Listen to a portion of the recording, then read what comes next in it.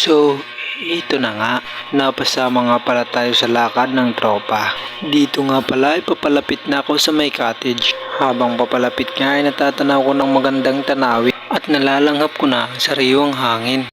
Ito nga pala yung kasama ko, si ate at yung dalawa niyang kaibigan. Magkakasama pala kami sa isang boarding house, kaya sabay-sabay na kami pumunta dito. Dito nga pala ay tamang lakad lang sa gilid ng dagat habang ini-enjoy ang mga views. Lumalanghap ng sariwang hangin. Nandito pala kami sa may Naga Beach. Tingnan nyo yung ate ko, parang tingian. Tamang lakad nga lang pala hanggang sa makita mo yung para sa'yo. Tingnan nyo naman yung dalawang yan, mag-shoota nga pala sila. Sana all.